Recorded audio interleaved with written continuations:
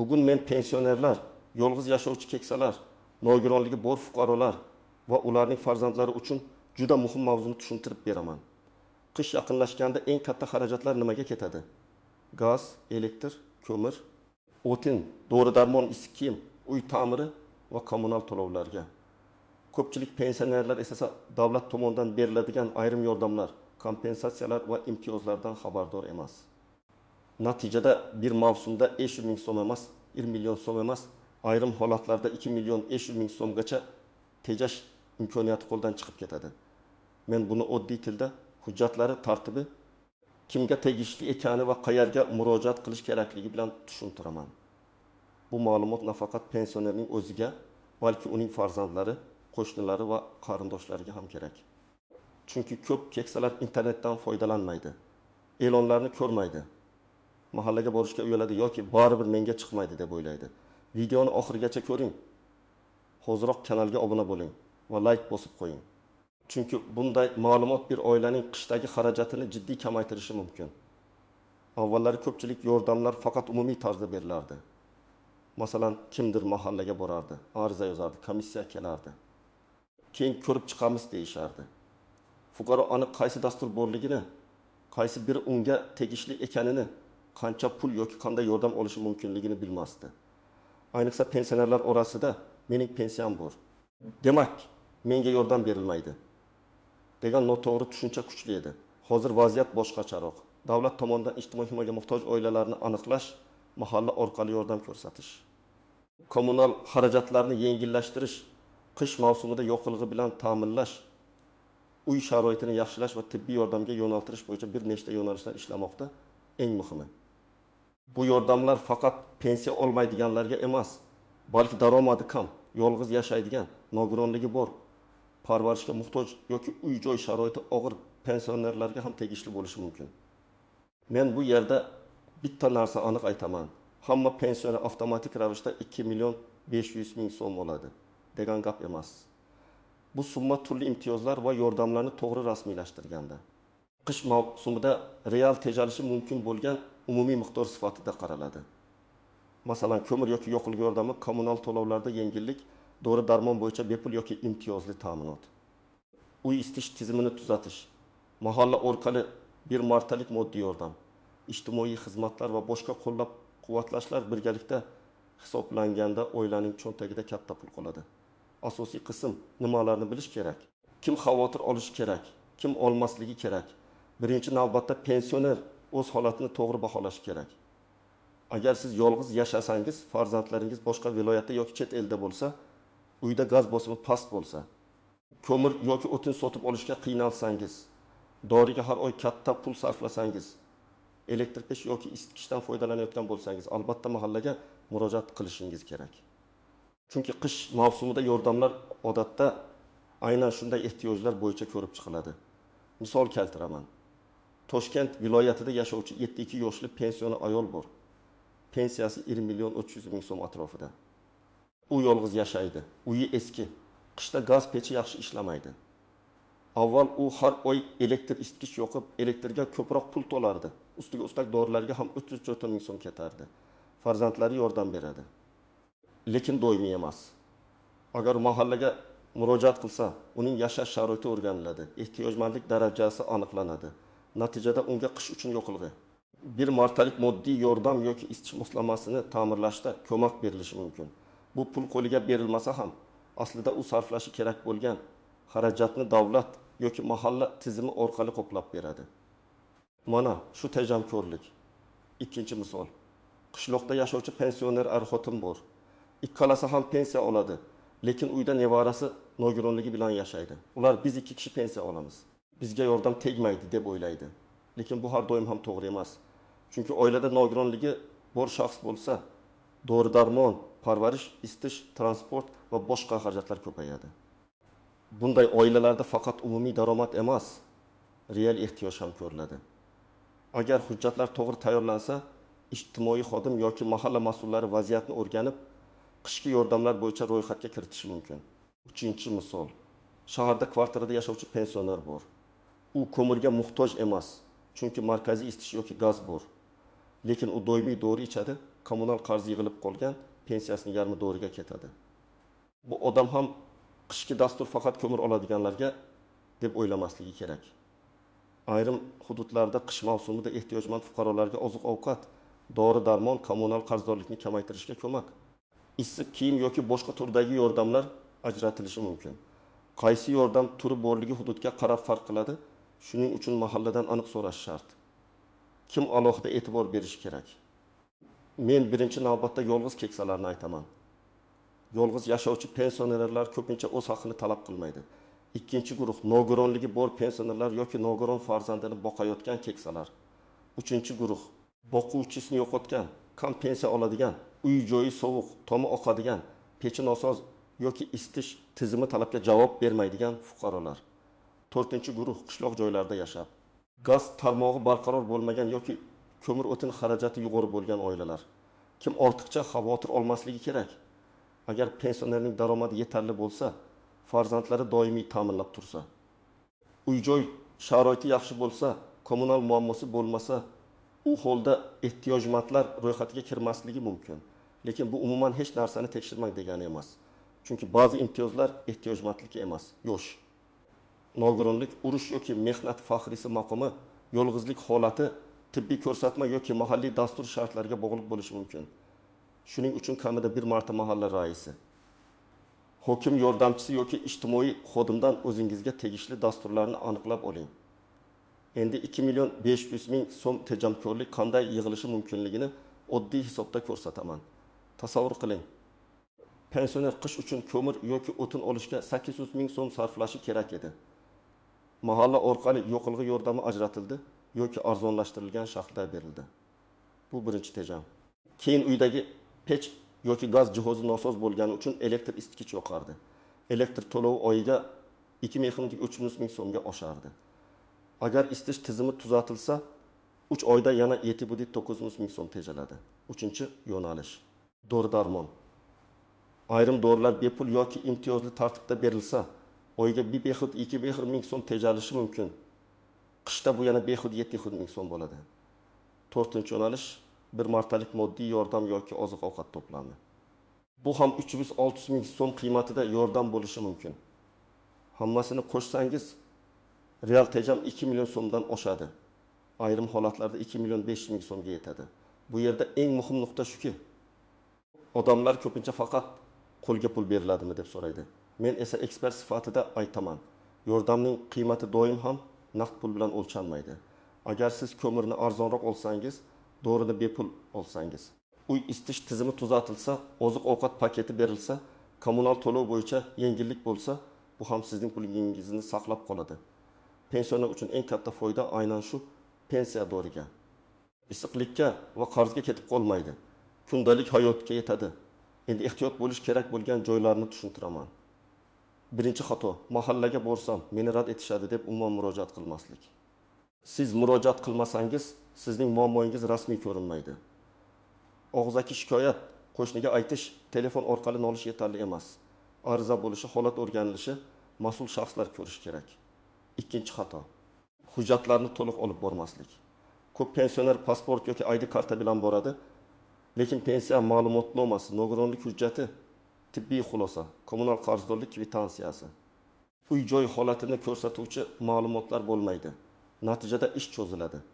Agar siz haqiqatan yordamga muhtoj bo'lsangiz, buni hujjat bilan ko'rsatish kerak. Davlat tizimi uchun men qiynalyapman degan gap muhim. Lekin qaror chiqarish uchun dalil ham kerak. Uchinchi xato, farzandlar ro'yxatda borligi uchun avtomatik rad etiladi deb o'ylash. Ha, agar farzandlar bilan birga yashasangiz va ularning daromadi yaxshi bo'lsa, bu inobatga olinadi. Lekin farzand boshqa joyda yashasa, o'zi oilali bo'lsa, doimiy yordam bera olmasa, pensioner yolg'iz qolgan bo'lsa, vaziyat alohida ko'rilishi mumkin. Shuning uchun real holatni tushuntirish kerak. Kim bilan yashaysiz? Kim yordam beradi? Qancha yordam beradi? Qaysi xarajatlar sizga og'irlik qilyapti? To'rtinchi xato, faqat bitta yordam turini so'rab, qolganlarini tekshirmaslik. Masalan, odam ko'mir so'rab boradi. Ko'mir chiqmasa, hafsalasi pir bo'lib qaytadi. Lekin unga dori-darmon, oziq-ovqat, ijtimoiy xizmat, uy ta'miri yoki kommunal masala bo'yicha boshqa yordam tegishi mumkin edi. Men har doim shunday maslahat beraman. menga qaysi barcha dasturlar tegishli bo'lishi mumkin deb so'rang. Faqat bitta savol bilan cheklanmang. 5-nozik jihat, hududlar farq qiladi. Toshkent shahri viloyat markazi tuman. Chekka qishloq yoki gazlashmagan hududda yordam turlari bir xil bo'lmasligi mumkin. Qayerdadir ko'mir masalasi dolzarb, qayerdadir markaziy isitish, qayerdadir elektr tarmog'i, qayerdadir dori-darmon yoki ijtimoiy parvarish muhim. Shu sababli men aniq bir videoda butun respublika bo'yicha bitta yagona summa va bitta yagona ro'yxat deb aytmayman. To'g'ri yo'l. O'z mahallangizda mavjud dasturlarni yozma yoki rasmiy tartibda aniqlash. 6-nozik jihat, firibgarlardan ehtiyot bo'lish. Agar kimdir men sizga yordam chiqarib beraman, oldindan pul bering desa, ishonmang. Davlat yordami uchun pora berish kerak emas. Ariza, hujjat o'rganish va qaror tartibi bor. To'lov talab qilinsa bu juda xavfli signal. Bunday holatda mahalla raisi, tuman hokimligi, ijtimoiy himoya bo'limi yoki ishonch telefonlariga murojaat qilish kerak. 7-nozik jihat, uy joyini ko'rsatishdan uyalmang. Ko'p keksalar uyim sovuq, devorim ko'chgan, pechim nosoz deb aytishga uyaladi. Lekin yordam aynan real ehtiyojni ko'rib ajratiladi. Agar mutaxassis kelganda hamma narsani yashirsangiz, menda hammasi yaxshi desangiz, keyin yordam ajratilmasligi mumkin. Muammo bor bo'lsa aniq ko'rsating. Mana shu xona isitilmaydi. Mana shu derazadan sovuq kiradi. Mana bu pech ishlamaydi. Mana shu kommunal qarz yig'ilgan. Mana dorilar ro'yxati. Amaliy maslahat, nima qilish kerak, qayerga borish kerak, qanday hujjat yig'ish kerak? Birinchi qadam, o'z holatingizni qog'ozga yozing. Masalan, men falon mahallada yashayman, yoshim yettimda, yolg'izman, pensiyam shuncha, qishda uyimni isitishga qiynalaman, har oy doriga shuncha pul ketadi, kommunal to'lovlarim shuncha, ko'mir yoki o'tinga ehtiyojim bor. Bu oddiy yozuv sizga mahallada gapni aniq tushuntirishga yordam beradi. Ikkinchi qadam, hujjatlarni tayyorlang. Kerak bo'lishi mumkin bo'lgan hujjatlar, pasport yoki ID karta, pensiya guvohnomasi yoki pensiya olishingizni tasdiqlovchi ma'lumot, nogironlik bo'lsa, nogironlik hujjati, tibbiy xulosa yoki retseptlar, kommunal to'lov kvitansiyalari, qarzdorlik bo'lsa, qarz miqdorini ko'rsatuvchi hujjat. Uy joy holati bo'yicha fotosuratlar yoki mahalla dalolatnomasi, yolg'iz yashayotganingizni tasdiqlovchi ma'lumot. Har bir hududda talab biroz farq qilishi mumkin, lekin shu hujjatlar odatda asosiy dalil bo'ladi. 3-qadam. Mahalla fuqarolar yig'iniga boring. Mahalla raisi, xotin-qizlar faoli, hokim yordamchisi, yoshlar yetakchisi yoki ijtimoiy xodimdan qish mavsumida pensionerlar uchun qanday yordamlar borligini so'rang. Savolni aniq bering. Men pensionerman. Qish uchun yoqilg'i, kommunal to'lov, dori-darmon, moddiy yordam yoki ijtimoiy xizmat bo'yicha qaysi dasturlarga murojaat qila olaman? Shunda ular faqat bitta yo'nalishni emas, bir nechta imkoniyatni tekshiradi. 4-qadam. Ariza yozing. Og'zaki gap bilan cheklanib qolmang. Arizada kimligingiz, manzilingiz, telefon raqamingiz, mo'moyingiz va qanday yordam so'rayotganingizni yozing. Masalan, qish mavsumida uyimni isitish uchun yoqilg'i ta'minoti, kommunal xarajatlarni yengillashtirish va zarur dori-darmon bo'yicha yordam ko'rsatishingizni so'rayman. Arizadan nusxa yoki ro'yxatdan o'tganini tasdiqlovchi belgi olish yaxshi bo'ladi. 5-qadam. Uy sharoiti o'rganilishini so'rang. Agar sizning muammongiz uy sovuqligi, pech nosozligi, gaz bosimi, tomdan suv o'tishi yoki isitish tizimi bilan bog'liq bo'lsa, buni joyida ko'rish kerak. Komissiya yoki mas'ul xodim kelganda vaziyatni yashirmang. Qaysi xonada yashaysiz? Qaysi xonani isitishga kuchingiz yetmaydi? Qaysi joz ishlamaydi? Hammasini ko'rsating. 6-qadam. Poliklinika bilan ham bog'laning. Ko'p pensionerlar ijtimoiy yordamni faqat mahalladan kutadi. Lekin dori-darmon, tibbiy ko'rik, patronaj hamshirasi, nogironlik bo'yicha tavsiya, reabilitatsiya vositalari kabi masalalarda poliklinika juda muhim. Agar doimiy kasalligingiz bo'lsa, shifokordan yozma tavsiya, retsept, dori ro'yxati yoki tibbiy xulosa oling.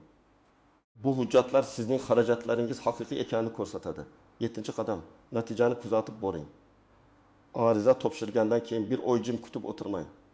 7-10 kundan keyin borib, arizam qaysi bosqichda deb so'rang. Agar hujjat yetishmasa, darhol to'ldiring. Agar rad javobi berilsa, sababini so'rang. Daromadingiz yetarli deyishsa, qaysi hisob-kitob asosida deyilganini bilib oling.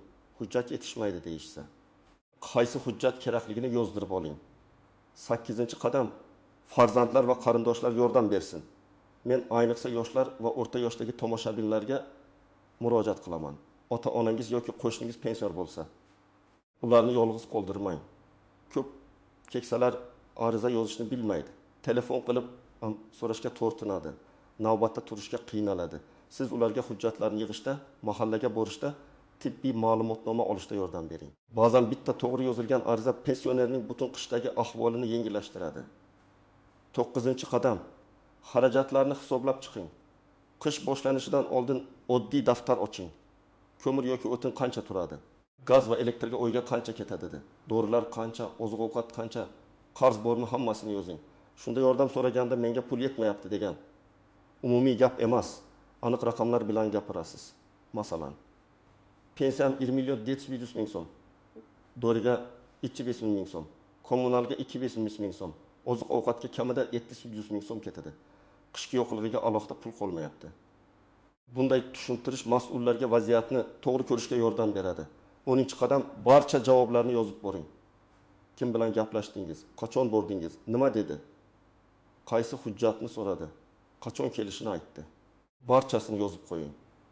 Bu oddiy tartib keyin tushunmovchilik bo'lsa juda foydali bo'ladi. Yana bir muhim maslahat, agar siz pensioner bo'lsangiz va uyda issiqlik masalasi og'ir bo'lsa, qishni kutmang. Dekabrda murojaat qilsangiz, talab ko'payib ketgan bo'ladi. Eng to'g'ri vaqt kuz oylarida sovuq to'liq tushmasdan oldin harakat qilishdir. Chunki yo'qilg'i, ta'mirlash, tibbiy yordam va moddiy ko'mak masalalari vaqt talab qiladi.